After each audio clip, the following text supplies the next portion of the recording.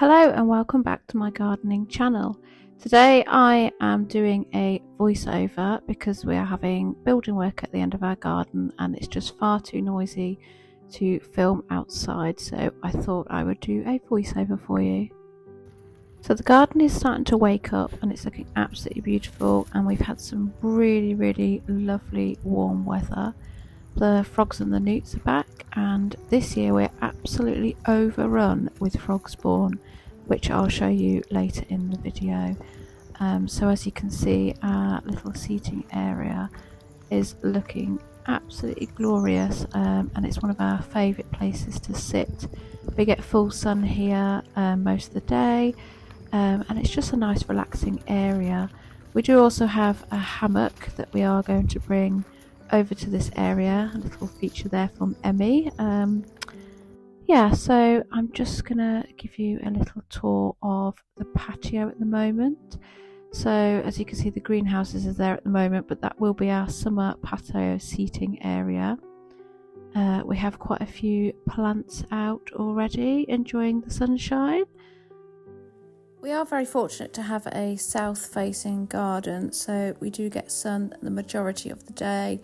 So this area where the greenhouses are at the moment, it is our normal seating area. And then further down by the pond, we have the hammock, which is underneath the willow tree, which provides some shade to the pond, and for when we're sitting in the hottest part of the day and just relaxing with a book or a cup of tea. So moving on to some of the seedlings that I've sown. I haven't gone too mad this year. I've really just picked a select few of what I want and then grown a lot of those ones rather than going a bit mad with all the seed packets. We've got some tomatoes in here and some chilies. The tomatoes did get a little bit scorched in the sun though. We're bringing them out during the day and then inside at night. So I've got some of my dahlias. They haven't come up this year at the moment, but it's still early days.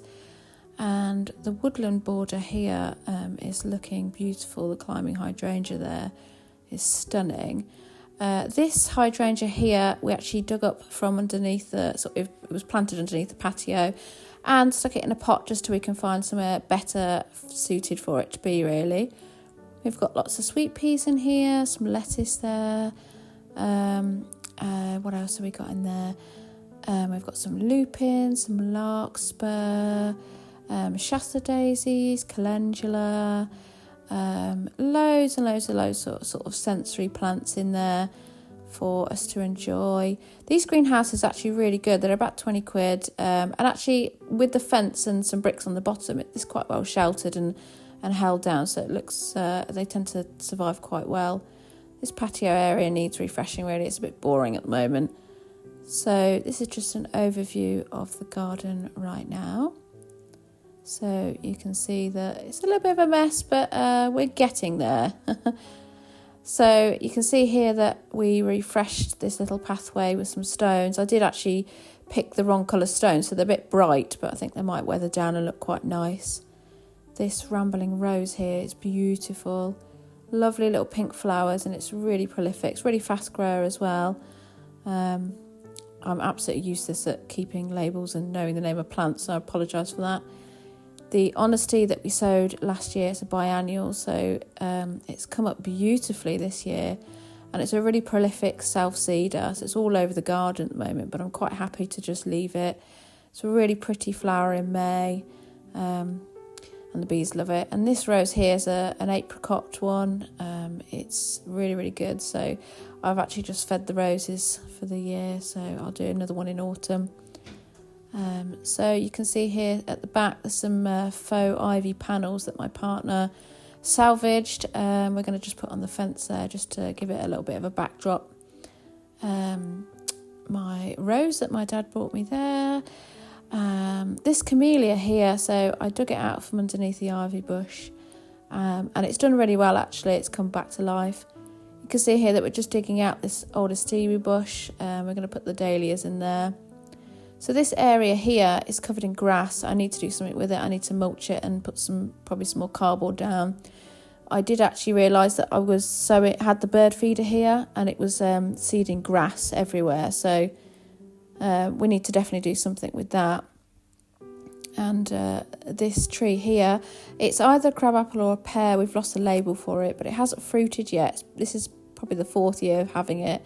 So hopefully this year we should get some fruit and be able to actually tell what it is. Some of these plants down here I've dug up and divided along the pathway there. Yeah, so the garden is looking absolutely stunning. So we've got some lupins and things and delphiniums at the back. Surprised the slugs haven't had those, to be honest. These daffodils are absolutely stunning, little double-headed ones. And the tulips, loads of my tulips have come up blind this year. I don't know if anyone else's have been the same. This garden area here, I put a little bit of no-dig cardboard and compost on top, and just sowed some iris and loads of seeds here. So the pond is looking absolutely stunning. The frog spawn, it's just so prolific this year. I've never known it to have that many. However, the washing up tubs that I was talking about in my last video, I was a bit worried they would look a bit naff, but actually they've provided a really, really good hiding spot for all the frog spawn.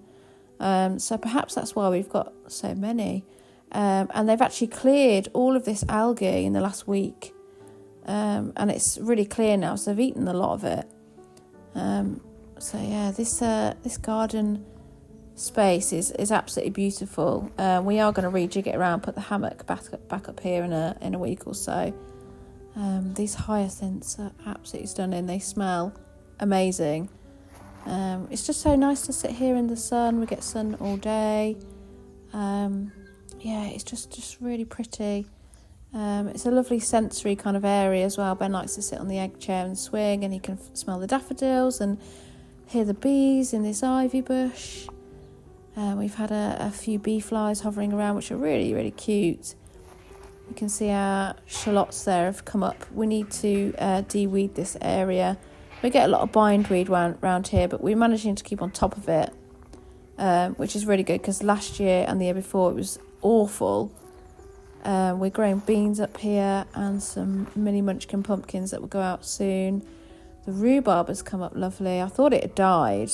And our garlic is doing really, really well. So just a little overview. The kids area that we're slowly getting through there. We haven't had a lot of time really the last sort of month or so. We're just so busy with the kids and work and everything. But we have put the raised beds down, so we are filling those. We usually fill sort of one a week.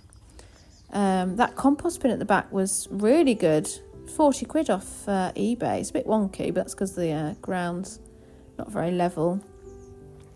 Lots of seedlings in here. We've got some spinach, carrots, parsnips, leeks. The leeks haven't come up, which is really odd. I'm surprised they haven't come up yet. And these little slate tiles, they were, I think, £15 on eBay for 10, and they're really, really cute. We've got some sunflowers coming up in the back there, and then our potatoes have been put in. We've got a couple more to go out, which we did put in one of the beds there at the back. So you can see there's a lot of brambles here, but we're managing to keep on top of it. This pear tree, it seems to be alive, but it's not got any sort of leaves or buds or anything on it, which is really odd. Mr. Christmas tree there, we've moved him to the shady bit so he doesn't get scorched. So you can just see a little overview of the garden there. So yeah, it's looking really, really lovely at the moment. The Acer tree that my partner bought me, it's beautiful. We thought we'd accidentally killed it, but no, it's coming out really nice. We are thinking of having a rejig of this potted area. We don't really know what to do with it. So at the moment, it's just sort of an area to keep all of our pots. I don't know, maybe a barbecue area next year or something like that.